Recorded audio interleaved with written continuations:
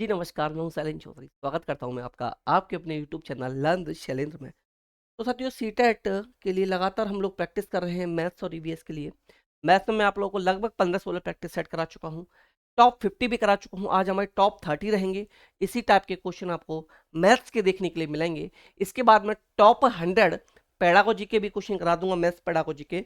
तो वहां से आपका मैथ्स लगभग लगभग पूरा मैं कवर करने वाला हूँ। ईवीएस के भी लगभग 11 प्रैक्टिस में कंप्लीट करा चुका हूँ। इसके अलावा एनसीईआरटी की समरी भी आपको कराई जा चुकी है। ईवीएस के टॉप 50 भी आप लोगों को मैं करा चुका हूँ। सेम इसी तरीके से ईवीएस के टॉप 100 भी मैं आप लोगों को कराने वाला हूँ। तो आप लोग जो सीरीज चल रही है लगातार उसको फॉलो करते रहिए। जैसा कि मैंने आप लोगों से प्रॉमिस किया है कि मैथ्स और ईवीएस में दोनों सब्जेक्ट में 30 आउट ऑफ 30 हम लोग जरूर लेकर आएंगे। तो अगर आप लोग कोई भी डाउट हो या कोई भी आपकी क्वेरी हो, कोई भी क्वेश्चन में प्रॉब्लम आ रही हो, तो मैं लगातार अपना नंबर देता हूँ। वहाँ या कमेंट बॉक्स में आप अपना डाउट क्लियर कर सकते हैं। और अगर आप लोग नोट्स चाहते हैं सीटेट के लिए तो आप लोग 9808347403 इस नंबर पर मैसेज करने के बाद आप सीटेट के कंप्लीट नोट्स ले सकते हो। कंप्लीट नोट्स के अलावा आपको यहाँ पर 20 मार्क्स के 150 मार्क्स के 20 प्रैक्टिस सेट अलग से प्रोवाइड कराए जाएंगे। ये नोट्स के साथ दिए जाएंगे। इसके अलावा आपको यहाँ पर 20 प्रैक्टिस सेट ईवीएस के लिए, 20 प्रैक्टिस सेट मैथ्स के लिए और सीडीपी के 500 क्वेश्चन भी आपको यहाँ पर प्रोवाइड कराए जाएंगे। तो चलिए वीडियो को हम लोग शुरू करते हैं। वीडियो शुरू करने से पहले अगर आप लोग चैनल पर नए हैं तो चैनल को सब्सक्राइब कर लीजिएगा, वीडियो को लाइक एंड शेयर जरूर कर दीजिएगा। क्वेश्चन नंबर 1 के साथ हम लोग यहाँ पर शुरुआत कर लेते हैं। क्वेश्चन नंबर 1 है हमारा, वह न्यूनतम संख्या चुनिए जो एक पूर्ण वर्ग है और प्रत्येक संख्या 16, 20, 24 से भाग हो जाती है। यानी ऐसी संख्या आपको बतानी है जो पूर्ण वर्ग भी हो और 16, 20, 24 तीनों से डिविजिबल भी हो और छोटी से छोटी बताती हैं। इन चारों नंबर में जो सबसे छोटी हो वही संख्या हमें बतानी है। तो बात करें अगर हम फर्स्ट ऑप्शन की, ये 1600 है। 1600 आप जानते हो 40 का स्क्वायर होता है। 6400 80 का स्क्वायर होता है। 3600 जो है 3660 का स्क्वायर होता है। और 144 12 का स्क्वायर होता है। 144 तो एक जीरो और है, 120 का स्क्वायर ही हो जाएगा। यानी चारों के चारों नंबर हमारे परफेक्ट स्क्वायर तो हैं। अब इसमें ये बताना है इन तीनों से डिविजिबल कौन सा है और वो भी छोटे से छोटा लिस्ट नंबर बताना है। तो यहाँ देखिए 16 का डिवाइड दूंगा 1600 में तो आप जानते हैं 100 टाइम इजीली चला जाएगा। 20 से जब इसमें डिवाइड देंगे तो 0 से 0 हो गया। 2 से डिवाइड देंगे 160 में तो 80 टाइम चला जाएगा। जब मैं 24 से डिवाइड दूंगा तो 24 से 1600 हमारा डिविजिबल नहीं होगा, तो ये ऑप्शन नहीं होगा। इसके बाद हम आते हैं ऑप्शन 2 पर। ऑप्शन 2 की अगर मैं बात करूं, ऑप्शन 2 देखिए 16 का डिवाइड दिया 3600 में, 16 का डिवाइड दिया 3600 में। तो देखिए 16 से दिया 2 टाइम जाएगा 32, 4 बचे, 0 नोट किया तो 2 टाइम गया 32, 8 बचे, 16 5 से 80। यानी 16 से डिविजिबल है आपका 3600, 60 से डिविजिबल है। 0 से 0 हो जाएगा, 36 में 2 से डिवाइड चला जाएगा, इजीली डिविजिबल है। 24 से डिवाइड दूंगा 160 में, 24 से अब डिवाइड देंगे हम लोग 3600 में तो इजीली डिविजिबल हमारा ये हो जाएगा। मैं चेक करा देता हूँ। देखिए 24 बन जाए 24, 12 बचे, 24 5 जा 120 और 0 का 0 तो यानी 50 टाइम्स डिविजिबल है। तो इन चारों नंबर में अगर मैं बात करूं ऑप्शन नंबर बी की, तो ये ऑप्शन नंबर बी एक ऐसा ऑप्शन है जो परफेक्ट स्क्वायर भी है और 16, 24 एंड 36 से ये डिविजिबल भी है। और इन चार ऑप्शन में ये छोटा भी ऐसा नंबर हमारा बन जाएगा। तो ऑप्शन बी करेक्ट आंसर बनेगा क्वेश्चन नंबर 1 के लिए।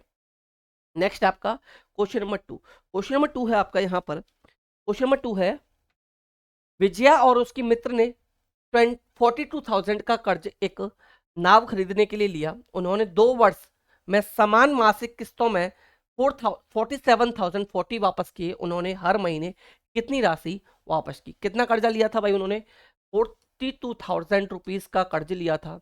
उन्होंने पे किए 47,040 रुपीज।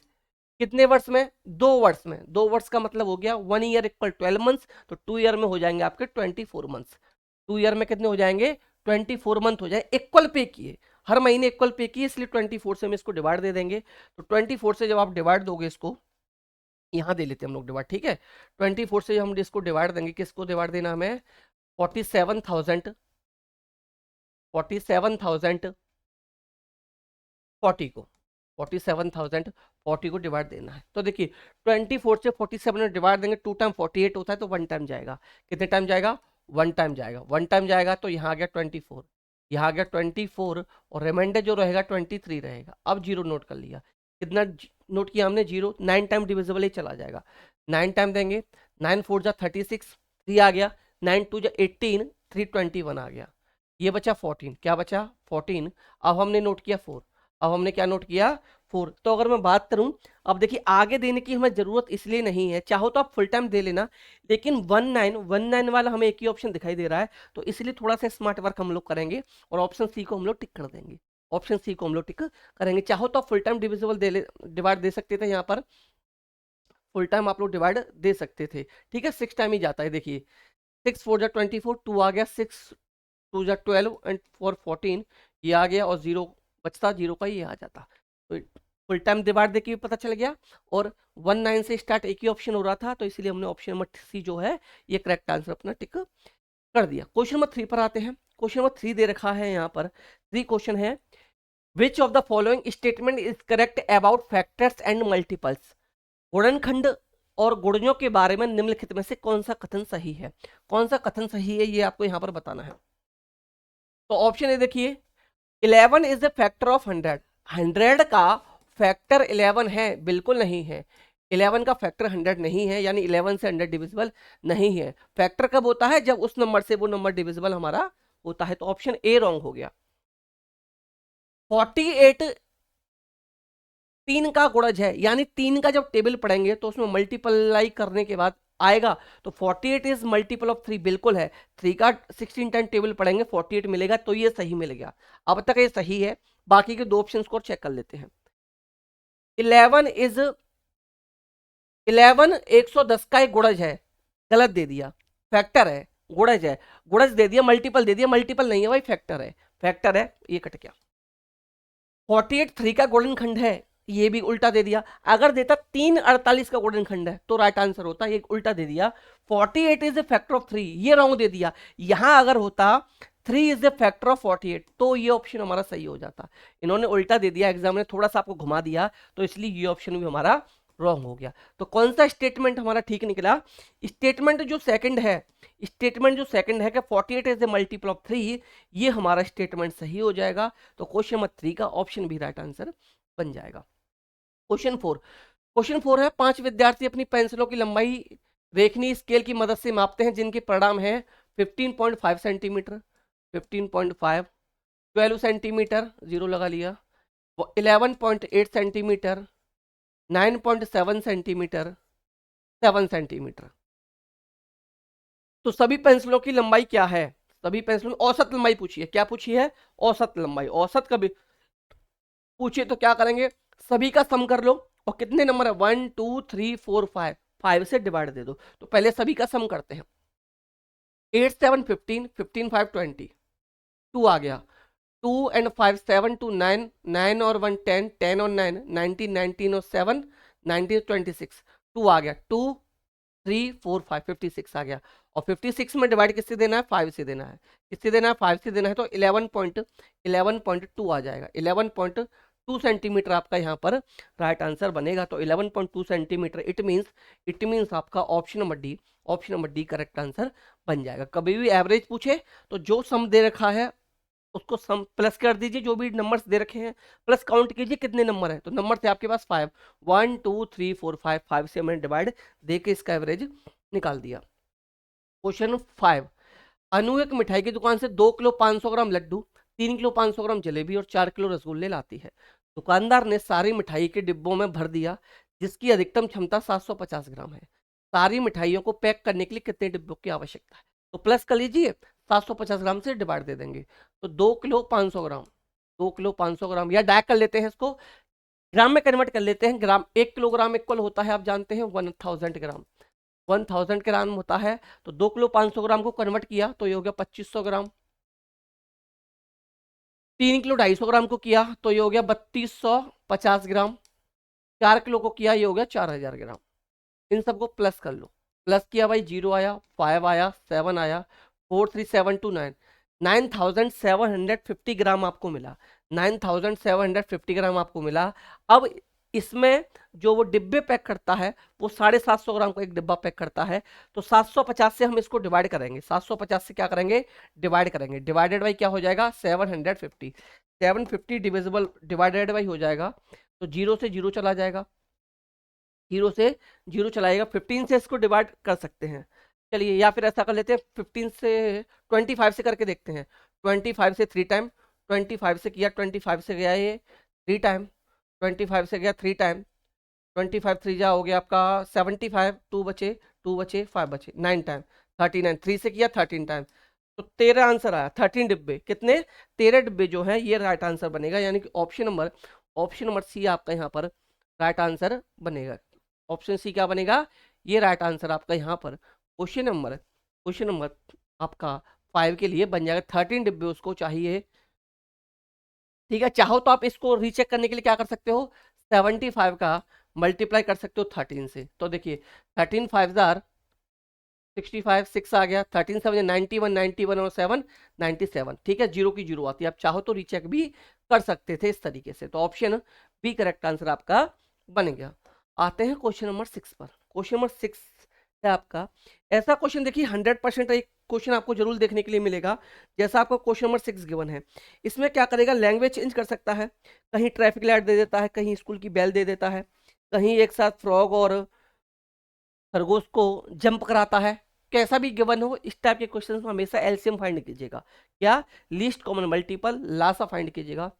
एक चौराहे पर लगी 4 ट्रैफिक बत्तियां क्रमशः हर 30 सेकंड, कितना आ गया भाई, 30 आ गया, 45 आ गया, 1 मिनट का मतलब होता है 60 आ गया, 60 सेकंड में कन्वर्ट कर लीजिए, और 75 सेकंड कन्वर्ट कर लीजिए। क्या कर लीजिए, 75 सेकंड में आप लोग कर लीजिए, के बाद बदल जाती हैं यदि सभी बत्तियां एक साथ दोपहर 1:35 PM पर बदलती हैं।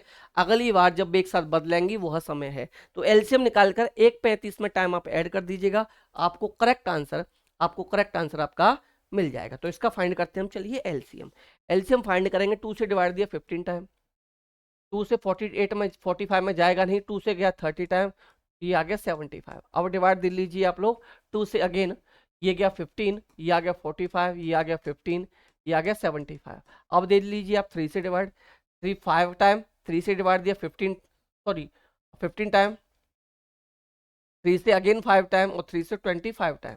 अब जाएगा ये 3 से फिर से 5 5 5, और ये आ गया 25। अब दे लीजिए 5 से, तो 1 1 1 5, फिर अगेन 5 से 1 1 1 1। इस तरीके से हमने एलसीएम निकाल दिया।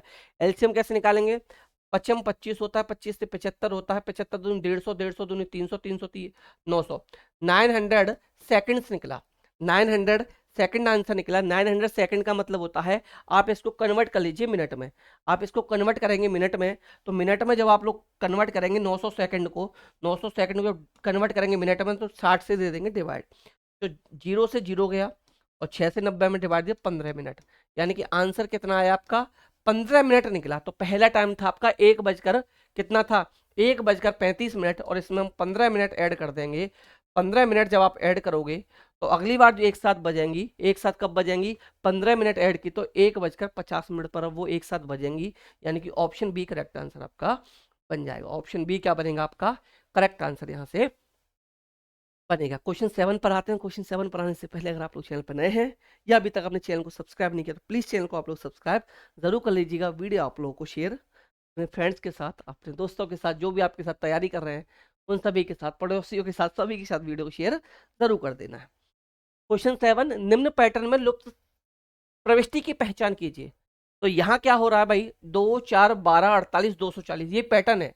नेक्स्ट नंबर क्या आएगा ये आपसे पूछा है। तो 2 2 जा 4 होते हैं, 2 से मल्टीप्लाई हो रहा है, फिर 3 से मल्टीप्लाई हुआ है, 4 3 जा 12, 12 4 जा 48, 4 से मल्टीप्लाई है, अगेन 5 से मल्टीप्लाई है, 48 में 5 से, अब आया 240।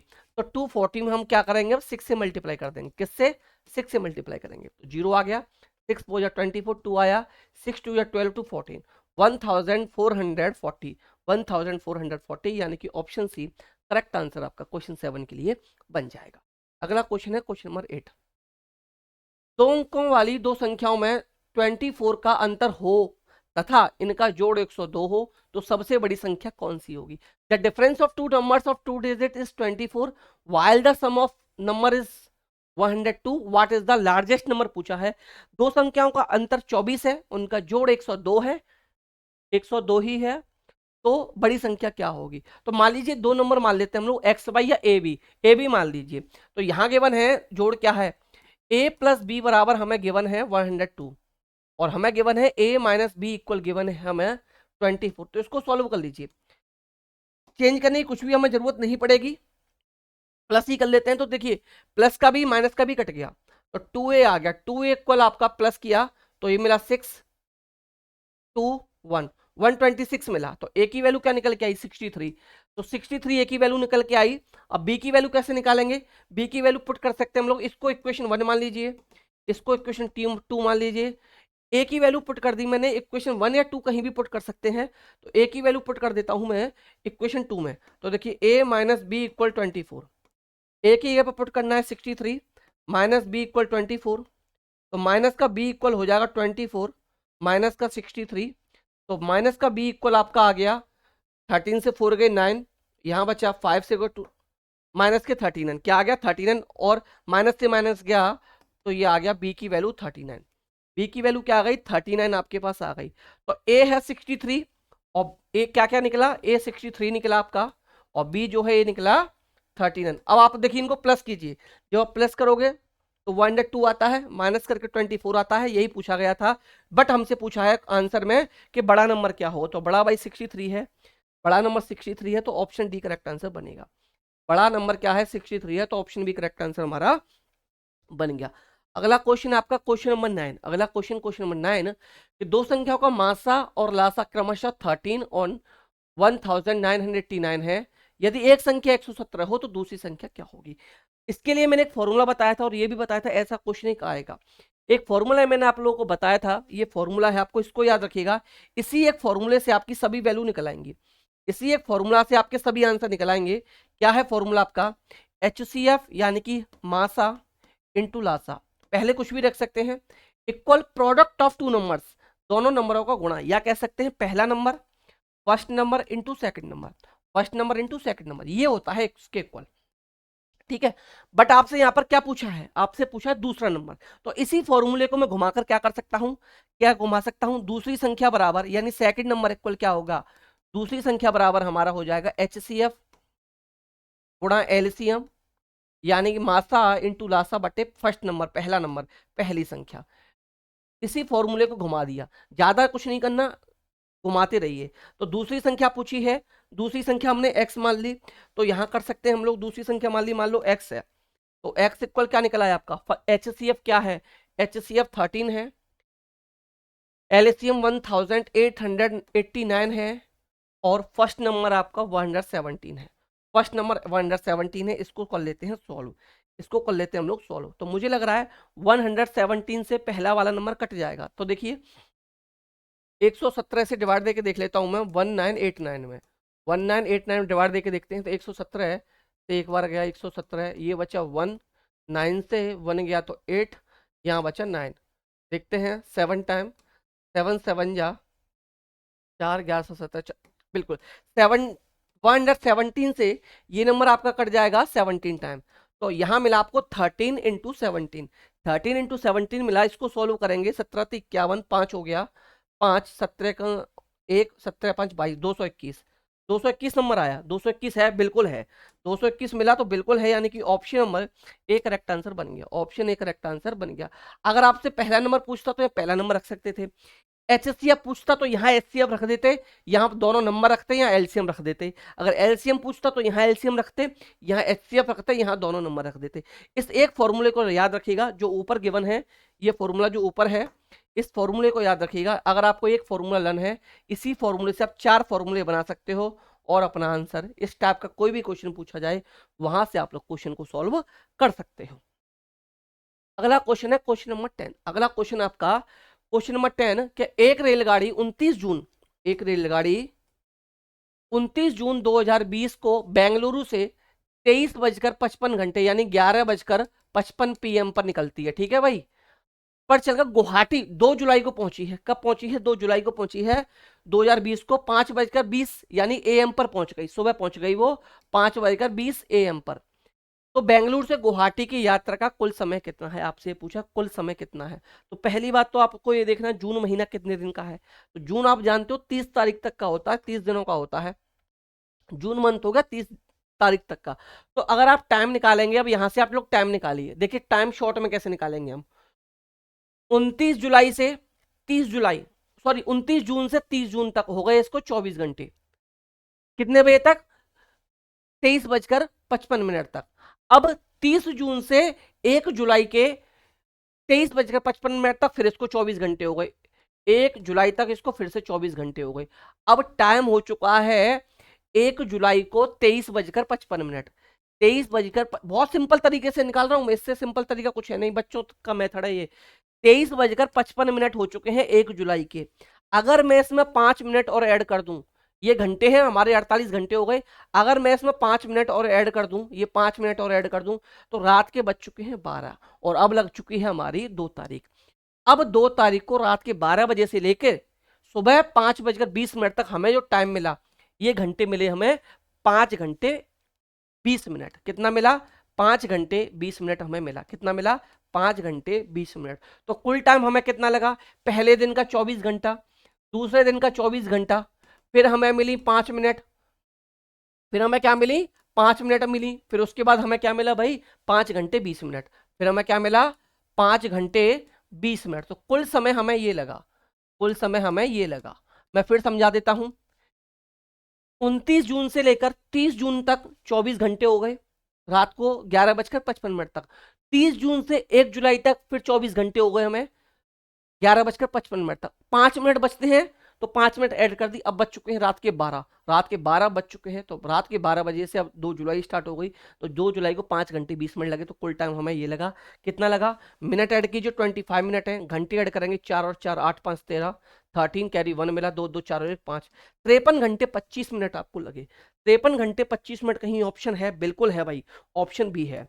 ऑप्शन बी हमारा राइट आंसर बन जाएगा। और इस टाइप का एक क्वेश्चन आएगा, 100% ट्रेन का एक क्वेश्चन पूछा जाएगा, 100% ऐसे टाइम का एक क्वेश्चन आप लोगों से पूछा जाएगा। तो आपको टाइम निकालना, मैंने फर्स्ट वीडियो में ही बहुत अच्छे तरीके से समझा रखा है कि भाई टाइम किस तरीके से आपका निकाला जाता है, किस तरीके से टाइम निकाला जाता है, ये मैंने डिटेल में आपको बहुत अच्छे से पढ़ा रखा है। अब आ जाते हैं हम अगले क्वेश्चन पर, क्वेश्चन नंबर 11 पर। और क्वेश्चन 11 पर आने से पहले अगर आप लोग चैनल पर नए हैं तो प्लीज चैनल को सब्सक्राइब जरूर कर लीजिएगा, वीडियो को लाइक एंड शेयर कर दीजिएगा। और सीटेट के complete notes with practice set के लिए इस नंबर पर मैसेज आप लोग कर सकते हैं। कॉल प्लीज बिल्कुल मत कीजिएगा, मैसेज आपको कर देना है। क्वेश्चन नंबर 11, क्वेश्चन नंबर 11 है भाई, ये तो रिपीटेड हो गया, मुझे लग रहा है 13 वाला था, रिपीटेड क्वेश्चन है भाई ये, है ना, करा चुका हूँ मैं ये। क्वेश्चन 12 ये फिर रिपीटेड है क्या?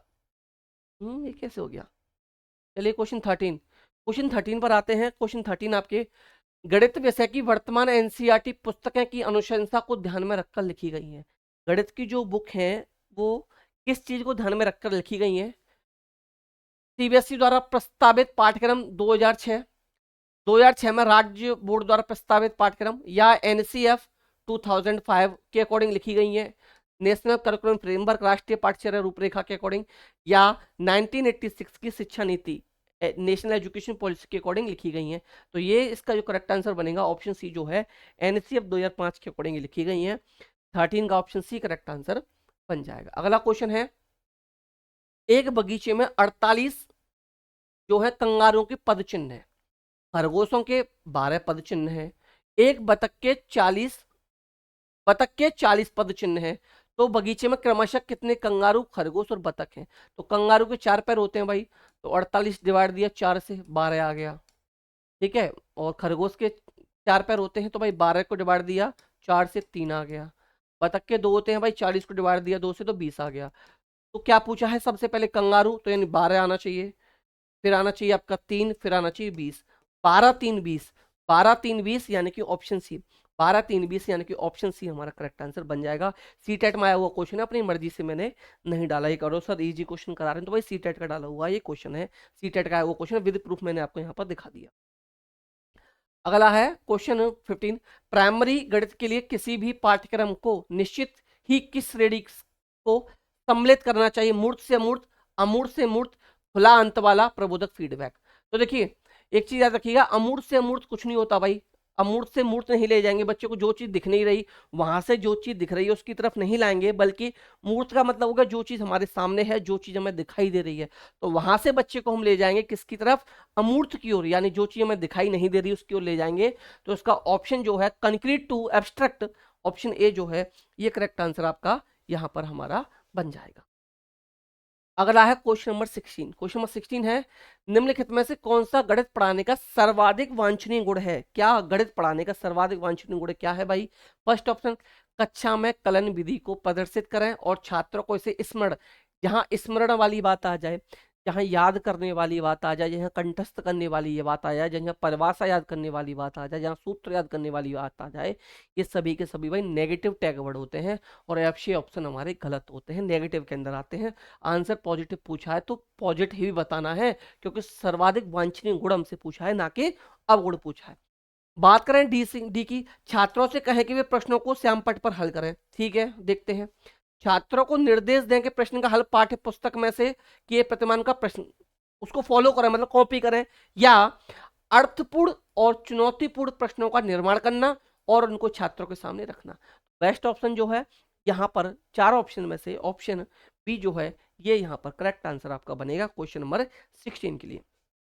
नेक्स्ट आपका क्वेश्चन नंबर 17। क्वेश्चन नंबर 17 है आपका, एक वर्ग की भुजा 10 सेंटीमीटर है। एक वर्ग है आपका, वर्ग बना लिया हमने, इसकी जो भुजा है 10 सेंटीमीटर है।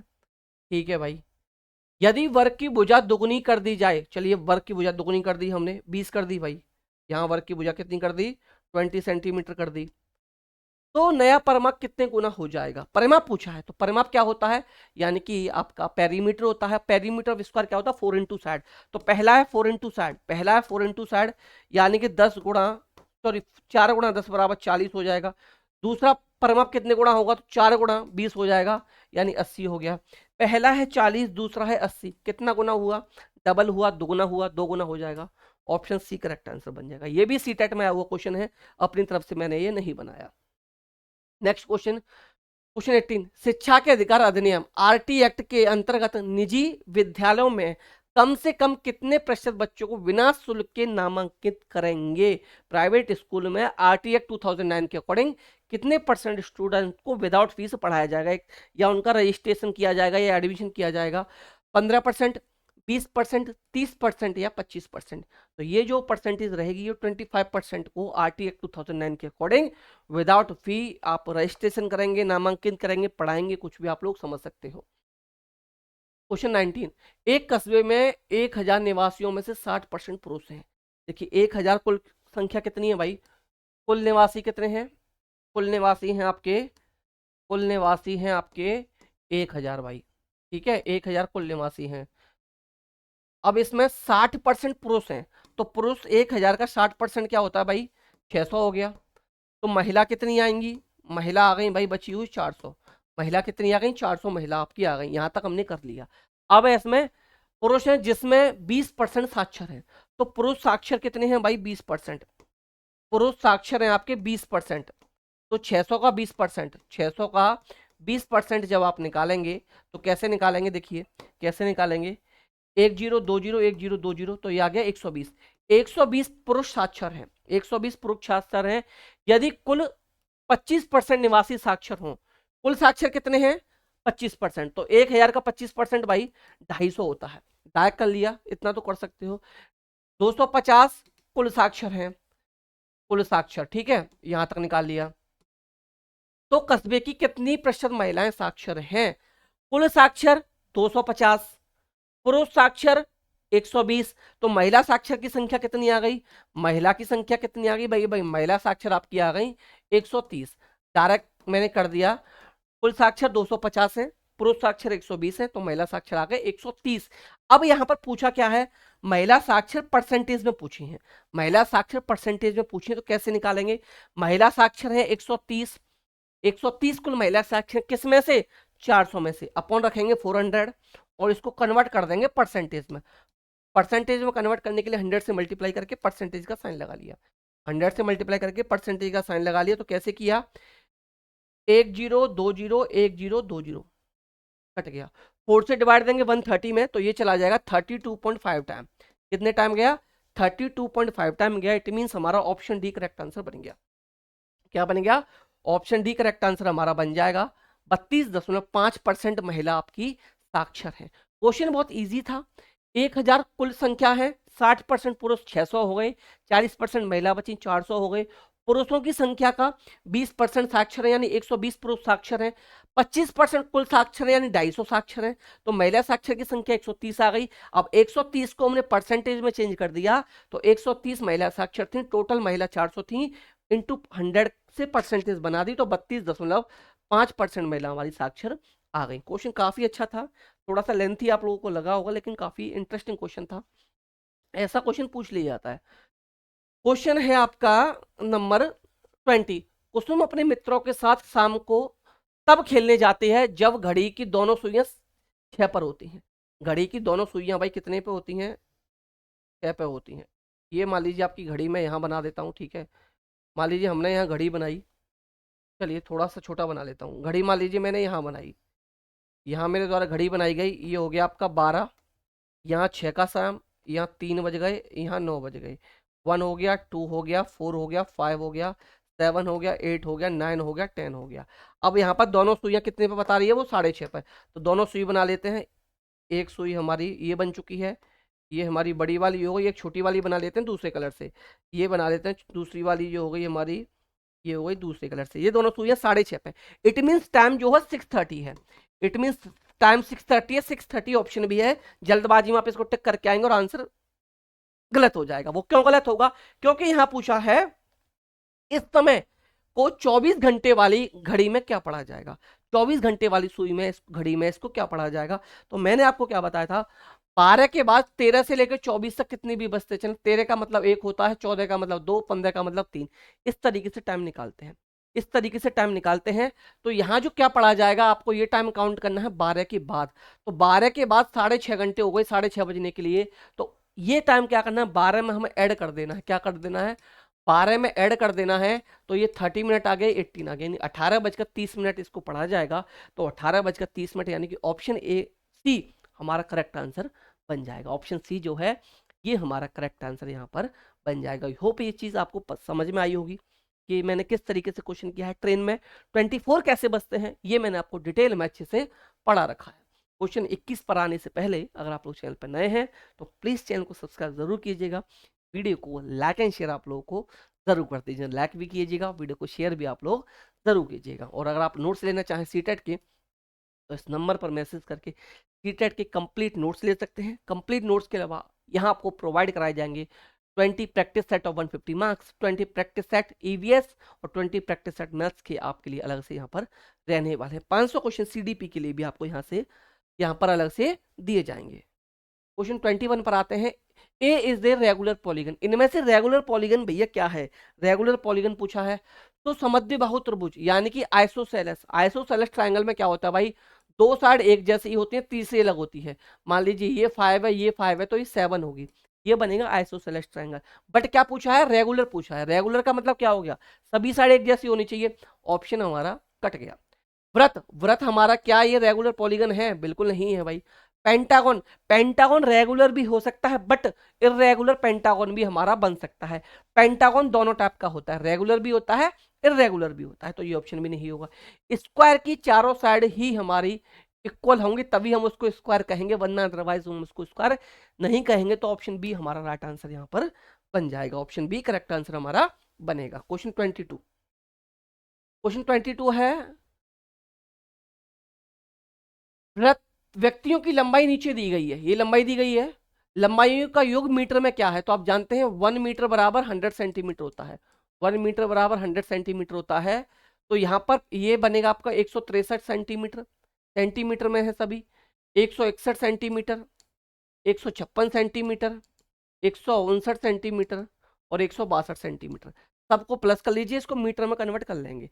सबको प्लस करने के बाद मीटर में कन्वर्ट करेंगे तो ये हो गया 3 and 1 4, 4 6 10, 10 9 19 and 2 21। 2 कैरी आ गया, 2 आया, 2 और 6 8, 8 6 14, 14 and 10 24, 24 6 20। सॉरी गड़बड़ की मैंने कहीं, तो 9 and 2 11, 2 कैरी आया था ना, 2 कैरी आया था, तो ये हो गया 6 6 12 2 14 14 and 24 6 3 कैरी मिला आप, 3 4 5 6 7 8, 801 सेंटीमीटर आ गया। कितना आ गया? 801 सेंटीमीटर आपको यहाँ पर मिल गया। अब इसको कन्वर्ट करना है मीटर में, तो मीटर में कन्वर्ट करने के लिए क्या करेंगे आप, इसको 100 से डिवाइड देंगे। क्या करेंगे? 100 से इसको डिवाइड दे देंगे। 100 से जब आप इसको डिवाइड देंगे तो ये बनेगा 80 metre, 80 sorry 8 metre, 8 metre 1 centimetre, 8 metre 1 centimetre आपका बनेगा। तो कहां पर है? ऑप्शन ए में है, ऑप्शन ए में है। अगर यहाँ 810 होता, 810 होता तो ऑप्शन हमारा सी सही होता, ऑप्शन सी सही होता, लेकिन 801 है, इसलिए हमारा ऑप्शन बी करेक्ट आंसर बन जाएगा, ऑप्शन बी करेक्ट आंसर हमारा बन जाएगा। अगला है क्वेश्चन 23। एनसीएफ 2005 के अनुसार निम्न में से कौन सी प्रक्रिया बच्चे के चिंतन के गणतीकरण की सूचक हैं? बच्चे के चिंतन की गणतीकरण की सूचक कौन सी है, ये बताना है। फर्स्ट, गणितीय संप्रेषण केवल सूत्रों द्वारा करना, भाई बिल्कुल नहीं, केवल सूत्रों द्वारा संप्रेषण बातचीत करना कम्युनिकेशन केवल फॉर्मूले के द्वारा किया जाए, बिल्कुल गलत है। प्रश्न को हल करने के लिए मानक क्रियाविधि का उपयोग और उत्तरों की जांच उत्तर कुंजी से करना, ठीक है देखते हैं। आसपास की भिन्न भिन्न वस्तुओं के भार का अनुमान लगाना और उत्तरों पर सहपाठियों तथा शिक्षकों के साथ विचार विमर्श करना, ये ऑप्शन बिल्कुल मुझे यहाँ पर ठीक लग रहा है, तो ऑप्शन सी जो है ये करेक्ट आंसर हमारा क्वेश्चन नंबर 23 के लिए बन जाएगा। अगला क्वेश्चन 24 क्वेश्चन है, गणित को पढ़ाने के लिए खेल और पहेलियां प्रभावकारी रणनीतियां हैं क्योंकि यह निम्नलिखित को बढ़ावा देने में सहायक होती हैं। किसको बढ़ावा देने में सहायक होती हैं, ये आपको बनानी है। कार्य विधिक समझ को, कंसेप्चुअल अंडरस्टैंडिंग यानी संकल्पनात्मक समझ को, यूटिलाइजेशन अंडरस्टैंडिंग यानी उपयोग आधारित समझ को, या फैक्चुअल अंडरस्टैंडिंग को। क्वेश्चन है, गणित को पढ़ाने के लिए खेल और पहेलियों की प्रभावकारी रणनीतियां क्योंकि यह निम्नलिखित को बढ़ावा देने में सहायक है। किसको बढ़ावा देने में सहायक है? तो कंसेप्चुअल अंडरस्टैंडिंग को बढ़ाती हैं ये, तो ऑप्शन बी यहां पर हमारा करेक्ट आंसर बनेगा क्वेश्चन नंबर 24 के लिए। क्वेश्चन नंबर 24 के लिए ऑप्शन बी हमारा यहां पर करेक्ट आंसर बन जाएगा। अगला है क्वेश्चन नंबर 25। क्वेश्चन नंबर 25, दशमलव संख्याओं का प्रतिनिधित्व करने के लिए निम्न में से कौन सा अति उपयुक्त है? तो यहाँ पर ऑप्शन है 10 gram, option B Dienes block, option 3 grid paper और ग्राफ पेपर, ऑप्शन डी संख्या सारणी। आया हुआ क्वेश्चन सीटेट में इस टाइप का क्वेश्चन मैंने एक बताया था कि 0.2 इंटू 0.3 इज इक्वल टू 0.06, इसके लिए कौन सही होगा? तो वहां भी मैंने आपको क्या पढ़ाया था, ग्राफ पेपर ग्रिड पेपर पढ़ाया था। वही क्वेश्चन यहां है कि दशमलव संख्याओं का प्रतिनिधित्व करने के लिए। तो एक चीज समझ लीजिए आप लोग, क्वेश्चन जो मैं करा रहा हूं सिलेक्टेड क्वेश्चन है, ऐसे ही क्वेश्चन पूछे जाएंगे। लैंग्वेज अलग हो सकती है, डिजिट चेंज हो सकती है, बट पैटर्न यही रहने वाला जो मैं आप लोग को करा रहा हूं। इस पैटर्न से बाहर कुछ नहीं जाएगा।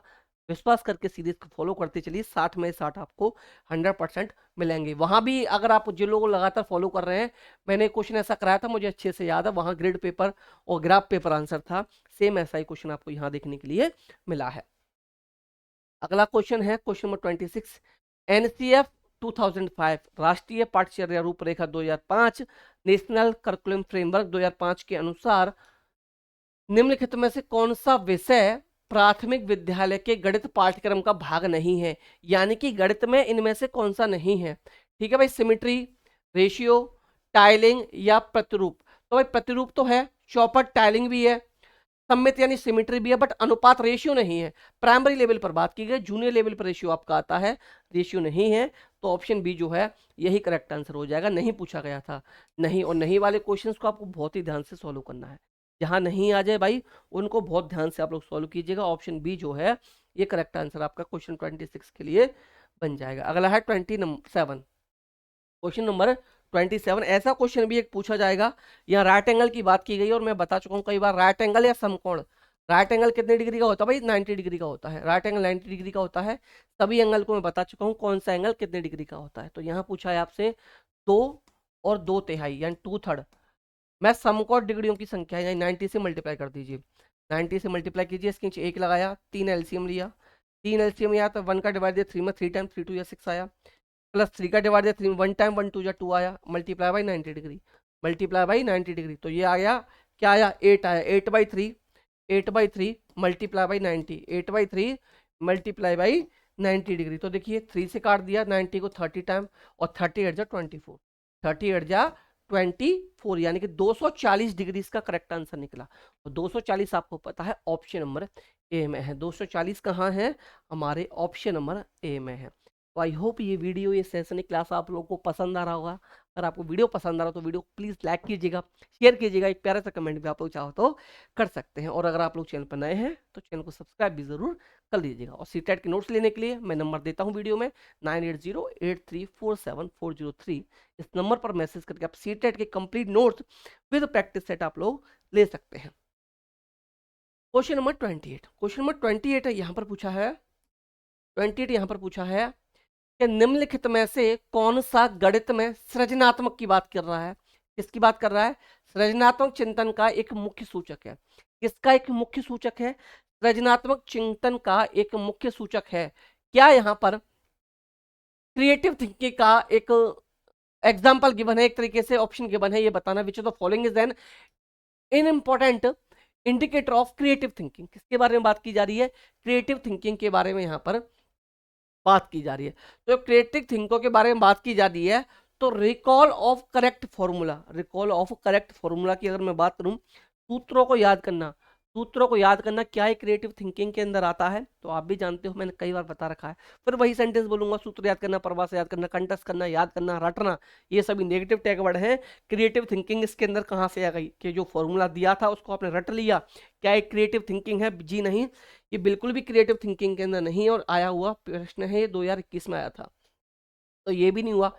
एरर फ्री कैलकुलेशन, अशुद्धि मुक्ति प्रकरण, आपने मान लीजिए कैलकुलेशन की 16 × 3 18 होते हैं, तो इसमें कुछ क्रिएटिव थिंकिंग है? कुछ भी भाई क्रिएटिव थिंकिंग यहाँ नहीं हुई। फर्स्ट है स्टैंडर्डाइज्ड प्रॉब्लम सॉल्विंग, मानकीकृत तरीके से समस्या समाधान को सॉल्व करना, तो यहाँ भी कोई क्रिएटिव थिंकिंग नहीं हुई। बट प्रश्नों को प्रस्तुत करना, प्रॉब्लम पॉजिंग, प्रश्नों को आपने प्रस्तुत किया, यहाँ हम कह सकते हैं कि इसमें क्या है?